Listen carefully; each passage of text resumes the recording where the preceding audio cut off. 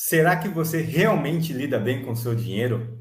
Será que uma postura um pouco diferente não poderia ajudar você a ter resultados melhores? Ou dormir tranquilo, ou então ainda mais tranquilo quando você pensa no assunto? É isso que você vai descobrir hoje nessa transmissão.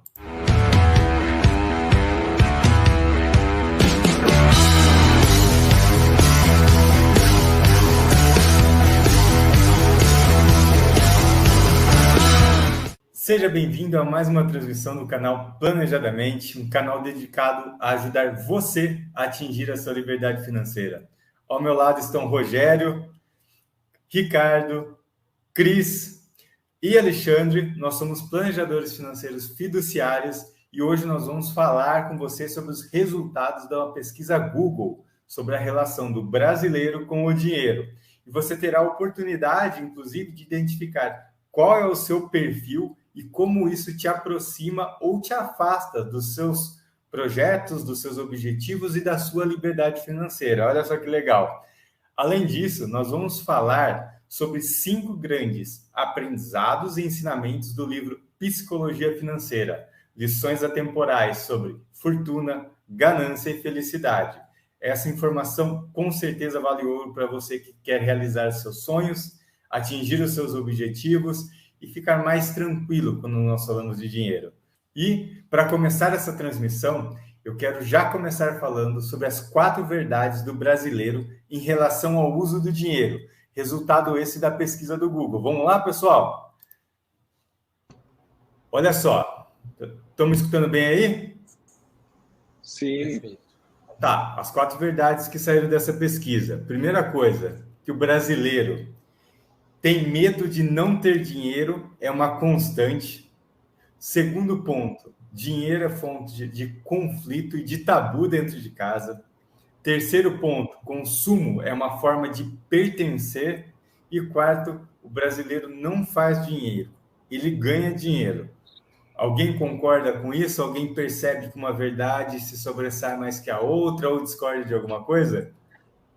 Na verdade, isso aqui é uma percepção das pessoas nessa pesquisa, né? E é muito interessante, porque esses são pontos que as pessoas não admitem, às vezes, né?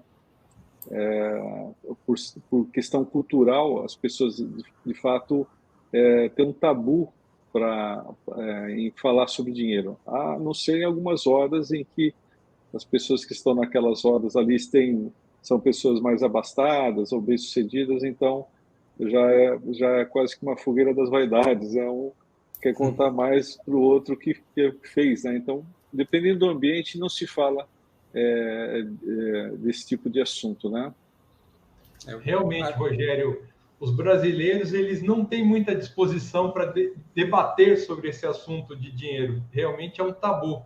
Tanto é que esse assunto é pouco discutido em família, né? E pode ser até uma grande fonte de conflitos, né? Uma das maiores, inclusive, né? Pelo que a gente vê no nosso dia a dia. Como a gente vê que Ai, desculpa, Rogério, fala. Não, fala, Cris, eu sou cavaleiro. E eu já tive caso de clientes onde eu tive que ir à casa da pessoa com jantar marcado para conversar com a esposa e com os filhos, porque todos gastavam absurdamente muito. Ele teve que mudar o padrão de vida, que perdeu o emprego, teve assim, readequar a vida, né, no emprego novo, e queria que eles não escutavam. Então, eu tive que ir lá na casa dessa pessoa para poder conversar, porque é uma coisa muito difícil que a gente está falando. Dinheiro é um assunto muito complicado. Então, tem que conscientizar os membros da família que, gente, tem que economizar. É aquela. É a dor da disciplina versus a dor do gasto momentâneo, da satisfação momentânea, né? Essa questão do medo de não ter dinheiro é muito interessante, porque quando as pessoas têm condições, elas entram num ritmo, às vezes, de consumo que elas não conseguem perceber que elas estão armando uma bomba relógio, né? Porque se ela não pensa em ter reservas de emergência para objetivos e pensa na longevidade, só está pensando provavelmente naquele momento, né? Então ela é implícito o medo de não ter dinheiro, mas não tem muitas vezes a consciência de que isso pode acontecer. Realmente a gente vê vários casos relativos a isso, né? Tem uma coisa interessante, né? Se a gente fosse comparar a vida financeira das pessoas com videogame, né? Com jogo, a primeiro pilar que seria aí o cuidado com o orçamento, ou seja, o tratamento do que você recebe versus aquilo que você gasta, né? Tem muita gente que não passa da fase seguinte, porque fica ali num looping interminável ali, porque não tem um orçamento organizado. Então aqui fica na primeira fase, né? Exatamente. Aí é uma dica importante aí de você cuidar bem do orçamento. Essa é um conceito básico, né? E uma outra... Pode falar. Pode concluir. Eu ia só comentar que assim, uma questão do que eu vejo, né, que esses pontos aí, eles convergem muito por essa questão da falta de base, né, educacional, eu acho. A gente não vê o tema, né, o dinheiro utilizado na própria escola, né, no primário, né, no ensino médio, ou mesmo no fundamental, né, que poderia ser um tema bastante debatido, utilizando, por exemplo, a transversalidade, né, dos conteúdos, com matemática, né, com alguns outros temas, e isso sim trazer, né, o assunto para a família, né, para diminuir esse tabu, né, não gerar tantos conflitos, e isso também prosperar, por exemplo, para o desenvolvimento já no conteúdo educacional superior, né, porque assim, todo mundo meio que vai empreender de alguma forma em algum momento da vida, né? Então, assim, se a pessoa não tem uma boa organização financeira, talvez empreender, talvez essa mesma estatística no Sebrae, né, que as empresas não sobrevivem por muito tempo, tem a ver com essa desorganização e essa deseducação, né, financeira no ensino básico, né, médio e superior. Concordo com você, Alexandre. A base, para mim, é exatamente essa, é a educação, né? Se nós não somos estimulados lá atrás a isso e não temos, enquanto a fase de maior aplicação no nosso desenvolvimento, na nossa escolarização, né? Fica muito difícil depois com a rotina do dia a dia, a necessidade que as pessoas têm de sobreviver, vocês fazer algo diferente, né? Então, são poucas pessoas que saem dessa curva e entendem a importância disso e vão atrás depois, né? Exatamente. O medo é muito isso, né? A falta do conhecimento, né? Quando a pessoa não conhece muito bem uma coisa, ela gera um medo, né? Então, o medo de não ter dinheiro é uma constante, porque a pessoa, primeiro, não sabe como gerenciar, né?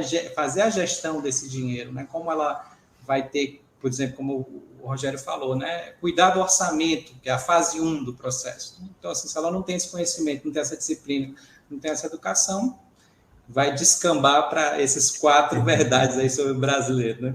E para a gente conhecer um pouco mais sobre essa pesquisa que o Google fez da relação do brasileiro com o dinheiro, eles criaram alguns perfis. Na verdade, não que eles criaram, eles identificaram nessa entrevista, com quase 1.500 pessoas, eles dividiram em 6 perfis, basicamente, né?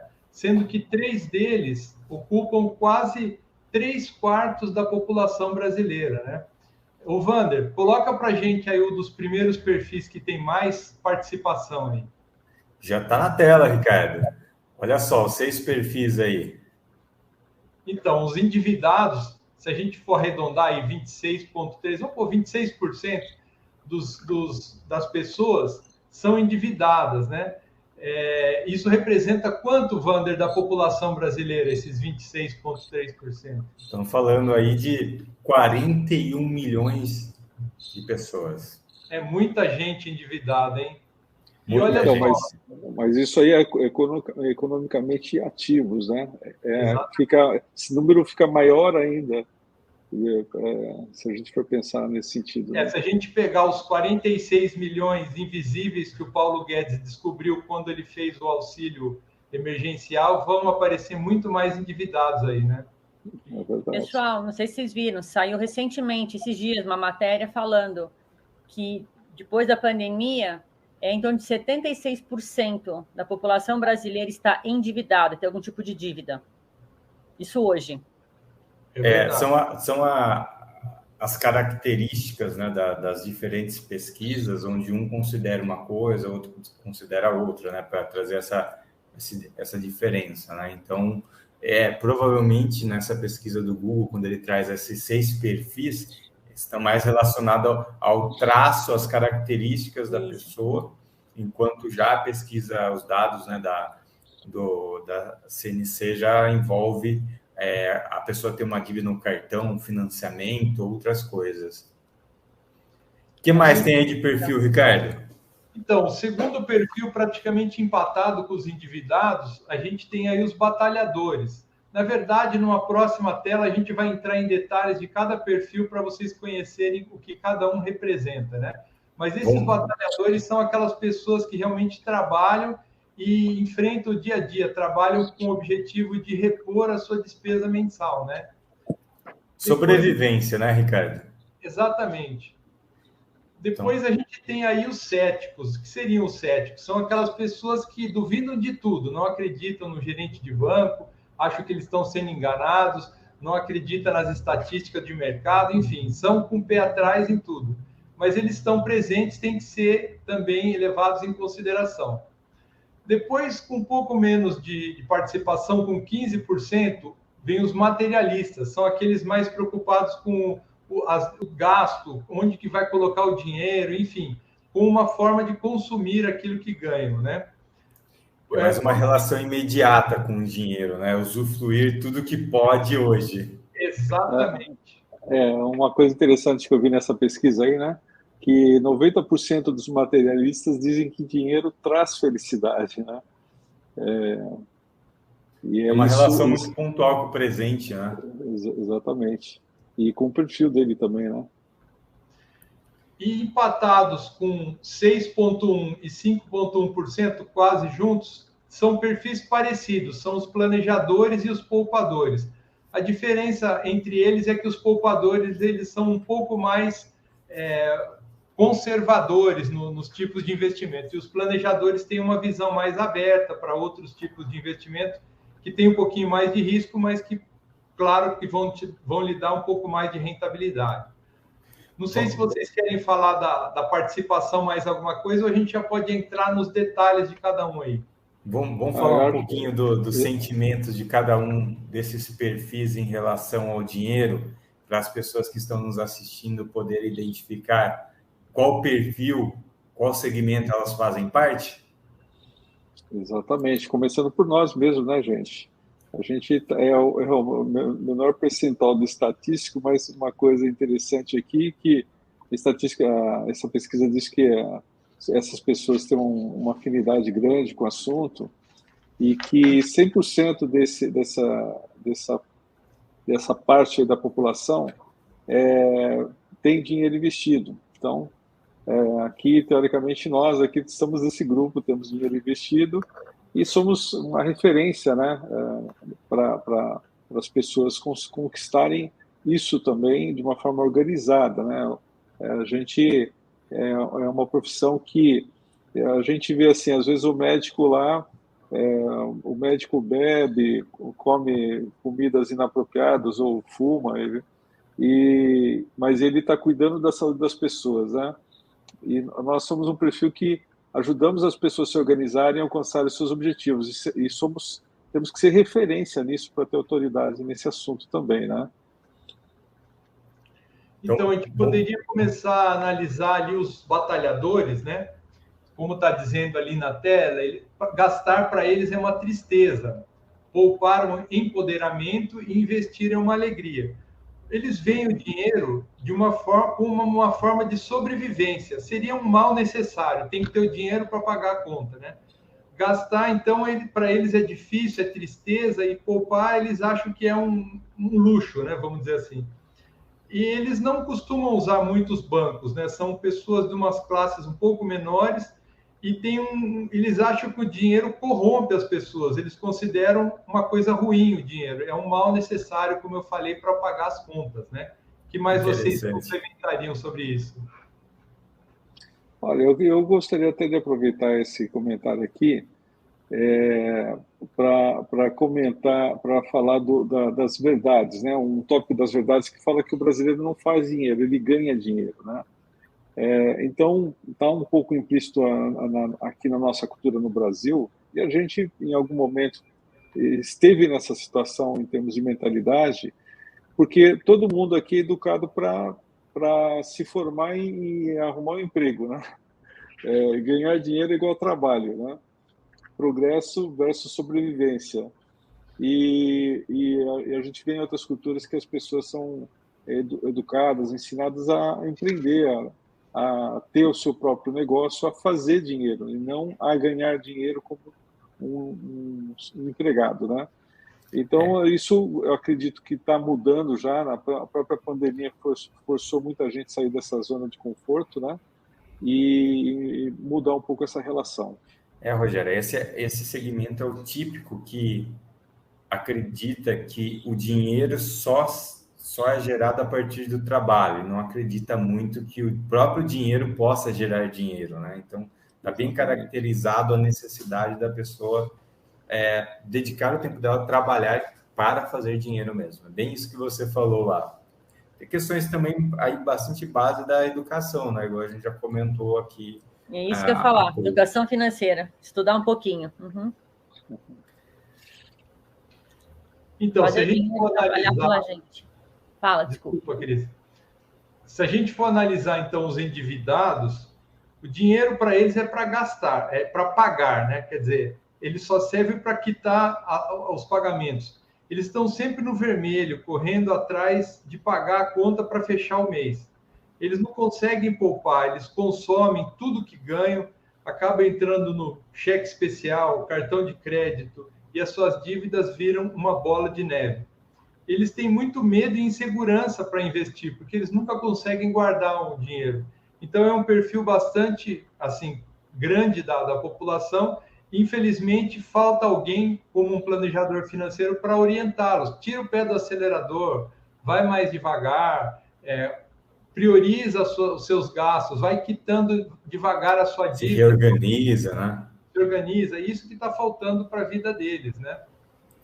Esse perfil aí, viu, Ricardo, assim, como a pessoa é muito endividada e ao passo que ela consegue resolver essa situação, o que eu vejo é quando sobra um dinheiro, ela já determina ali um consumo, assim, ela já quer se presentear, assim, olha, eu preciso agora fazer aquela viagem, preciso comprar aquele relógio, aquele celular, e acaba não construindo reserva, né? Eu vejo muito isso, assim, entre as pessoas que estão nessa fase, né, de iniciar o processo de organização financeira, quitou as dívidas, quando começa a guardar um pouquinho, na primeira oportunidade, gasta tudo de uma vez só. Até por isso que tem algumas características dessa dos endividados, né, que para eles ali, ó, gastar, como está muito atrelado a pagar dívida, né, gastar é tristeza, poupar é confiança e autoestima, né, relaciona o ego quando consegue fazer isso, investir é medo, ansiedade, por depois não poder usar o recurso, né, por não viver, não ser um cenário presente na vida dele. Eu acho que a gente poderia pensar um pouco na situação desses endividados também. Eu fico imaginando, às vezes, né, eu não trabalho tanto com endividado, mas pensando que eles chegam num limite ali que todo o dinheiro que entra vai ser para cobrir contas que já venceram ou dívidas. E acho que o sentimento de medo é talvez um sentimento não ligado a não poder ter dinheiro para investir, né? Porque parece que aquelas contas nunca acabam, parece que as dívidas só crescem, isso é fato, porque sempre aqui a gente teve um contexto de taxa de juros elevados, né? Então, a gente tem que ter muita compaixão com essa parte da população e aqui deixar uma mensagem para eles. É possível mudar esse jogo. Tem uma forma de mudar de fase, né? É possível. Então, de novo, o planejamento financeiro pode ser uma saída para isso. E eu acho também, pessoal, que uma coisa que eu vejo muito com os endividados, que é uma espiral, vamos falar assim, para baixo. porque está sempre, o foco é aonde eu vou arrumar dinheiro, ou eu pegar emprestado para pagar uma conta hoje, eu já estou no vermelho. Então, o foco é aonde eu vou arrumar dinheiro para pagar uma dívida. E eu acho que a gente tem que ajudar as pessoas a mudar o mindset para o foco mudar. Da onde eu vou tirar dinheiro para pagar a conta, é da onde eu vou tirar dinheiro que eu vou ganhar mais dinheiro. Entendeu? É mudar o foco. Eu tenho que trabalhar mais, fazer hora extra, fazer um bico, alguma coisa. É mudar, literalmente o foco para que a espiral seja para cima e não para baixo. É uma coisa que eu percebo. Quebrar o tabu da cabeça da pessoa, né, Cris? Que eu acho que é o mais difícil. Ela entra naquele loop que a gente estava falando e, assim, é questão de mudar o foco. E a gente vê o seguinte, gente, às vezes a pessoa está tentando, eu acho que é importante isso, como é que eu posso gerar outras fontes de renda, né? Isso leva algum tempo, às vezes, para você conseguir isso. Como é que eu vou pagar as contas? Mas, principalmente, quando a gente fala de orçamento, aonde eu posso economizar? Então, vamos pegar uma família de classe média, que o patriarca aí tinha um bom salário e perdeu o emprego, tá? Ele vai deixar o tempo passar, as dívidas aumentarem, as contas chegarem e ele não consegue outro emprego, outra fonte de renda, e as coisas vão se complicando. Então, aqui eu também acho que fica uma dica, nesse primeiro momento, veja o que você pode cortar de despesas, e inclusive pensando em mudar o seu padrão de vida, tá certo? Porque se a pessoa tem um orçamento controlado ali, e ela está nessa situação, ela tem que puxar o freio naquela hora. Não, para tudo, analisa todas as despesas, onde que eu posso cortar, até que eu tenha um novo emprego ou uma nova fonte de renda e eu consiga retomar. Então, você, pelo menos, não vai continuar a gerar dívidas ou contas, você vai controlar isso desde o começo, né? Outro perfil, então, pessoal, que é bastante relevante nesse total, com 21%, são os céticos, né? É aquele que dinheiro é para se evitar. Ele acredita que o dinheiro torna as pessoas reféns. Eles estão desacreditados. Acho que a única coisa que eles têm que ter é um dinheiro suficiente para poder cumprir os gastos dele, e gastar é uma tristeza, poupar é uma surpresa, investir traz medo e ansiedade. Esses céticos, eles duvidam de tudo, não acreditam no gerente de banco, enfim, eles são conformados com aquela situação que eles acham que nunca vão conseguir enriquecer. Então, é um tipo de pessoa realmente difícil de mudar a mentalidade. Esse é um desafio bem grande para um planejador, né? Aquilo que é passado, né? Que ele vê muito, né? Escuta muito das pessoas que estão em volta, o que ele vê as pessoas que estão próximas fazendo e toma aquilo como verdade absoluta, né? Às vezes aquilo nem faz parte tanto, não é o melhor caminho, mas prefere seguir aquilo que já conhece, né? Então, o cético é um tipo de perfil que dá bastante trabalho para o planejador financeiro, né, pessoal? Exatamente. Porque a gente tem que fazer todo um trabalho aí de desconstrução, provar por A mais B que talvez exista um caminho melhor, até convencê-lo a avaliar mais as oportunidades e entender que alguns riscos são necessários e trazer mais conhecimento para que ele possa tomar algumas decisões. E muitas vezes o pessoal foi na dica de alguém e se deu mal. E aí a coisa é pior ainda. Exatamente. Né? Essas coisas então, assim, é muito importante aonde ele vai buscar essas informações e quem o ajuda. O lado fiduciário é importante nessa hora. Se a gente for parar para pensar no cético também, uma pessoa, ele é cético, eu já ouvi isso de pessoas dizendo assim, eu vou guardar dinheiro para quê? E se eu morrer amanhã? Então, eu vou viver o melhor hoje, porque amanhã eu poderei não estar aqui. E aqui a gente sempre tem que lembrar, né, esse tipo de perspectiva de que, tá bom, e se você não estiver aqui, ok, você está certo, mas e se estiver? E se estiver por muito tempo, como é que fica, né? Você vai querer correr o risco, né, de gastar para o que for necessário hoje, mas não pensar no amanhã. É interessante, né? Porque aqui na pesquisa diz que o grupo dos céticos é o que menos faz PIX. O cartão de crédito só é usado em compras grandes, como bens duráveis, viagens e tudo, né? compras Até online. ele duvida. Não é pouca gente, não, hein? É muita gente. Não, estão falando aí de 33 milhões de pessoas, né? É muita gente. 15% dos brasileiros.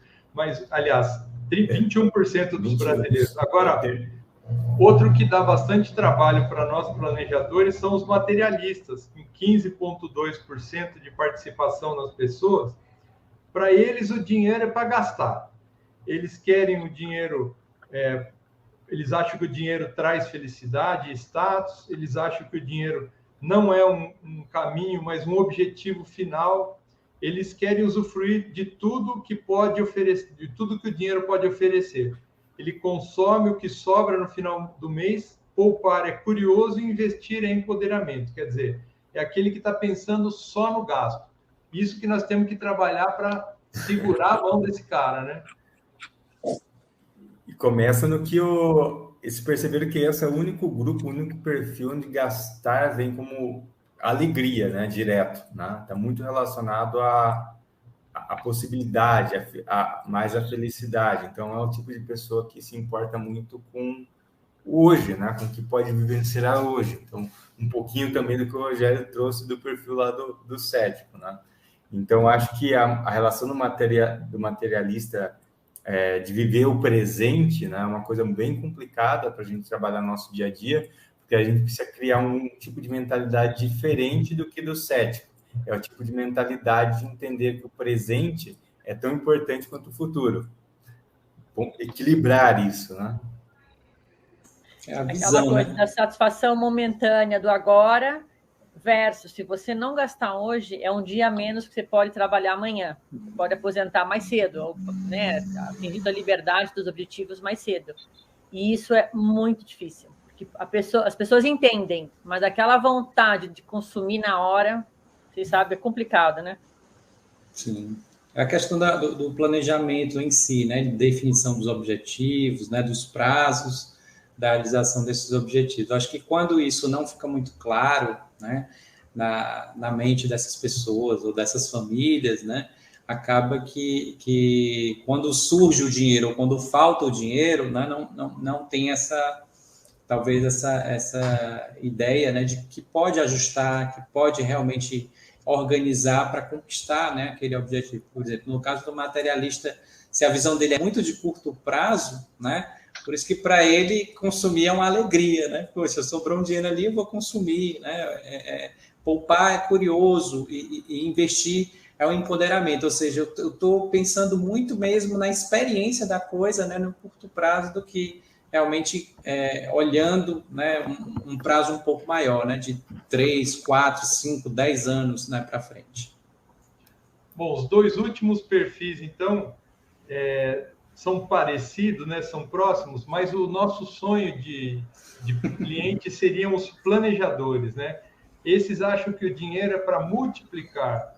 Eles têm o hábito de poupar todo mês, gostam de deixar o dinheiro investido para que trabalhe para eles, sempre busca conhecimento, educação financeira. Gastar é tranquilo, poupar é empoderamento e investir provoca entusiasmo e confiança. Em resumo, a relação com o dinheiro está sob controle.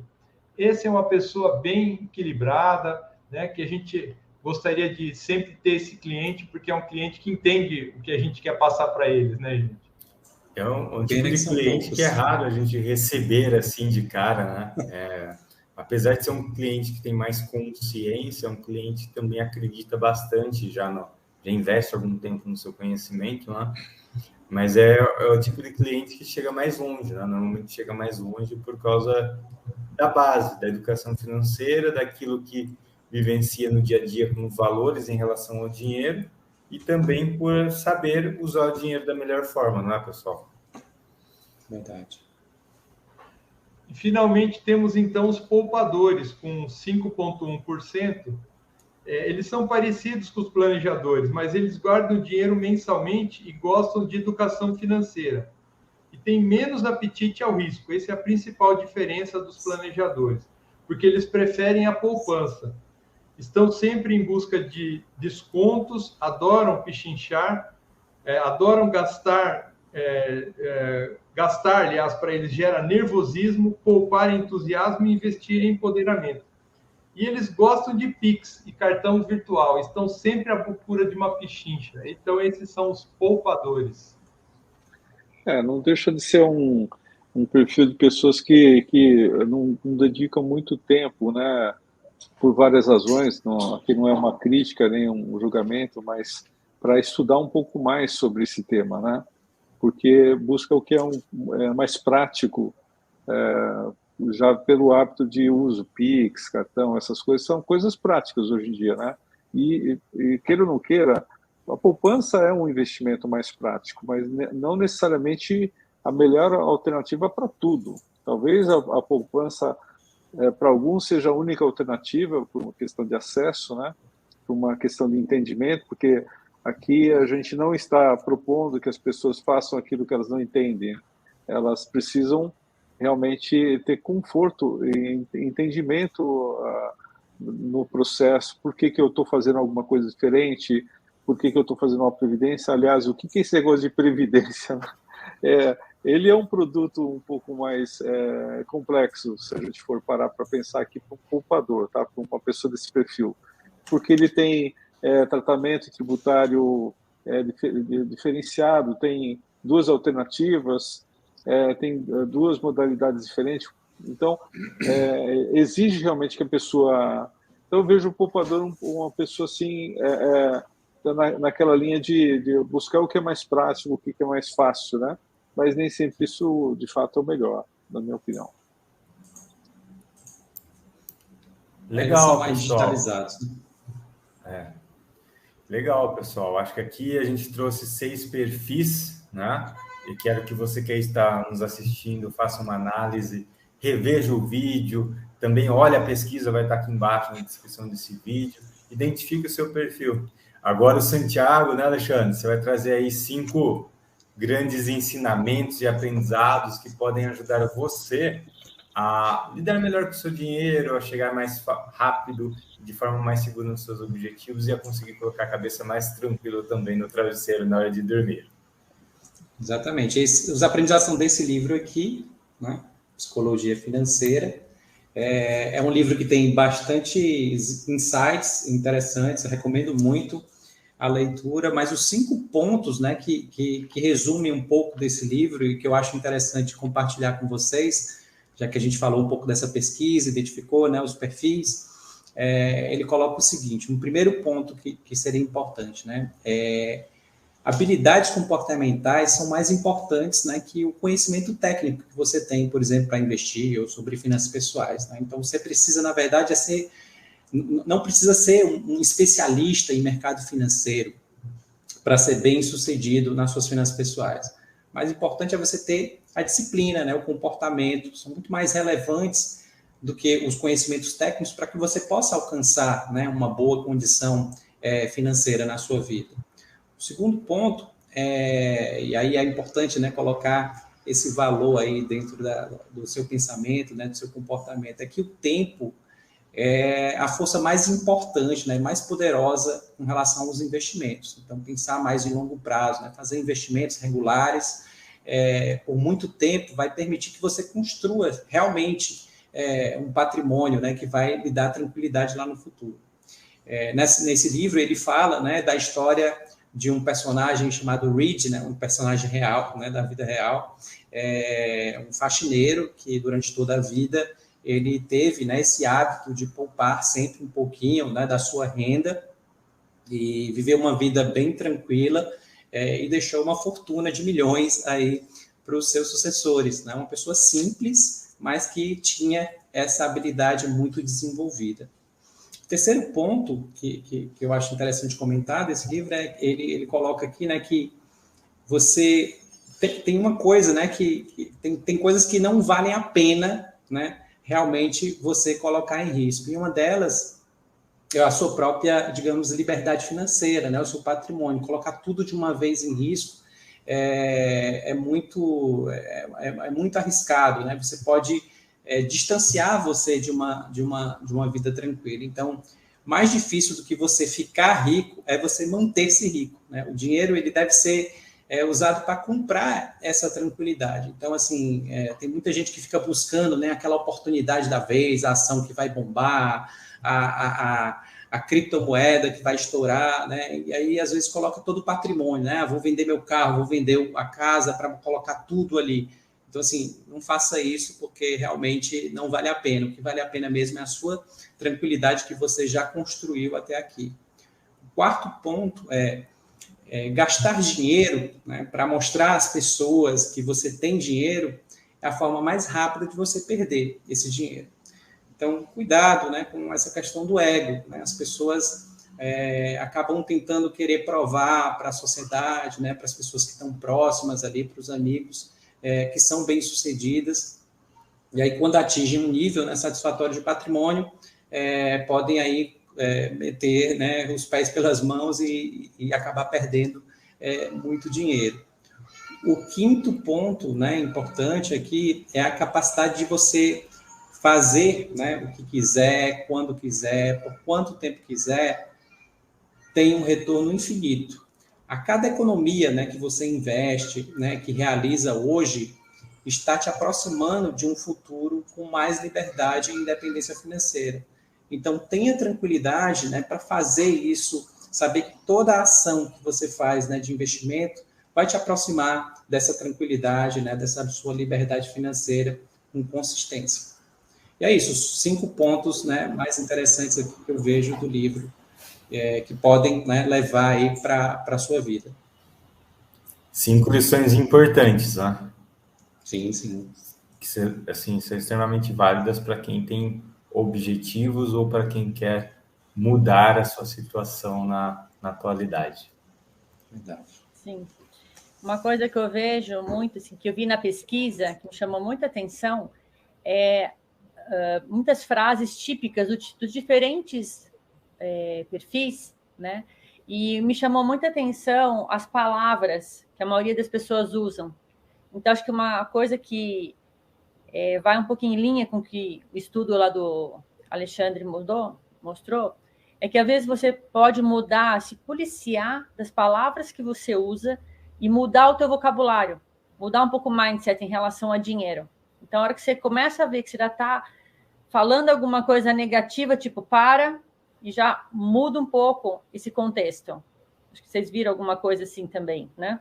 É isso. Alguém quer adicionar mais alguma coisa? Eu acho que tem, assim, como dicas que a gente pode sugerir a todo mundo, acho que em todos os perfis, seria para todo mundo, senta, saiu daqui, pega uma folha de papel, escreve os teus objetivos financeiros, os principais, o que você precisa fazer chegar lá. Traça um plano e, assim, o que você pode fazer hoje para te atingir, alcançar esses objetivos? E aí, bem naquela, você olha no espelho e assuma o comprometimento consigo mesmo que você vai atingir esse plano. E naquela, nada consegue deter uma pessoa que está determinada, com disciplina, que é o mais difícil de todo, a bendita disciplina e consistência, né? Como a gente sempre fala, foca naquilo que você controla, aquilo que é importante e que você controla, que no fim é a única variável que a gente realmente tem algum poder, vamos falar assim, né? E uma coisa que às vezes eu sugiro as pessoas fazerem é colocar um lembrete. Põe um lembrete no espelho, quando você vai acordar de manhã, você já vê lá no espelho, põe na geladeira, põe na telinha do celular, que estudos mostram que quando você está toda vez se conectando com um objetivo, o subconsciente ele vai, na verdade, criando sistemas neurais que vão fazer com que o subconsciente busque fazer bem naquela, o universo conspira a meu favor para que você facilite atingir esses objetivos, né? E aquela, deslizou, não consegui assim, resistir uma tentação, ok, não tem problema. Ajusta as velas e continua navegando, vamos rumo ao teu objetivo. Vocês concordam com isso? Alguém tem algum outro comentário para fazer, assim, antes de a gente estar encerrando? Tem que ter esse plano, né, Cris? E de preferência com a ajuda de um profissional. Se você tiver um planejador ao seu lado, que tem experiência, que já tem uma visão eclética de vários assuntos, ele vai te ajudar em todos os momentos. Ele vai ser aquela parede que protege você contra os problemas financeiros, né? E tudo isso a gente tenta trazer para vocês aqui nesse canal. A gente está aí todo mês com um vídeo, em toda segunda-feira do mês, e trazendo novidades e trazendo novos insights sobre educação financeira e sobre como você se proteger dessas psicologias financeiras que o nosso amigo Alexandre trouxe aí, e ajudar você a se identificar com esses perfis e tentar evoluir, como aqueles falou, tendo um plano, né? E esse plano pode ser feito através de um planejador financeiro, que é um profissional que vai te ajudar a fazer isso. Como a gente sempre fala, né? Tão importante quanto acertar é parar de errar, ou pelo menos errar menos, né?